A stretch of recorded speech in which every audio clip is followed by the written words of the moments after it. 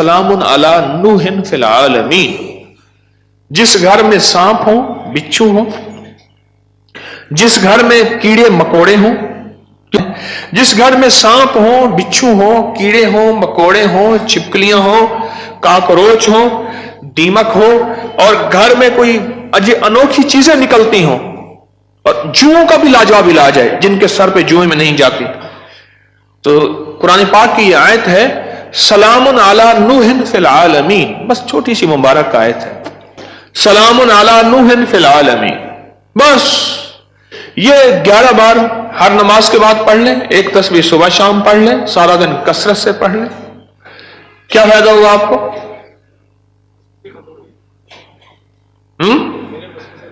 آپ کے وسوسے تھے، اس سے وسوسے ختم ہو گئے.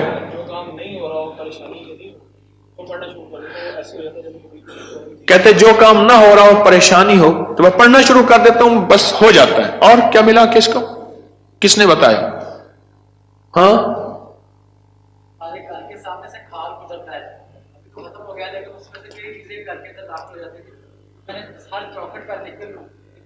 بس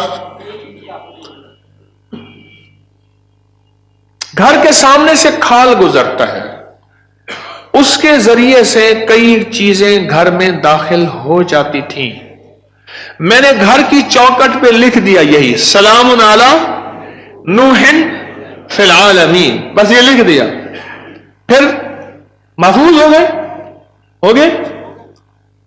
اور کون بتا رہا تھا ادھر سے؟ ہاں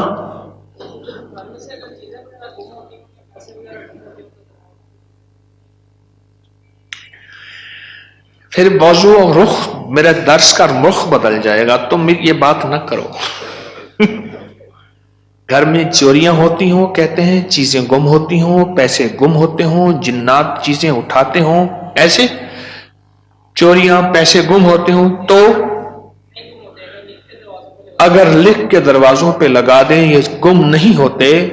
اس کی وجہ ہے ان کیڑوں مکوڑوں کی شکل میں جنات شیاطین ہوتے ہیں، اور یہ وظیفہ جنات شیاطین کا خود کاری علاج ہے.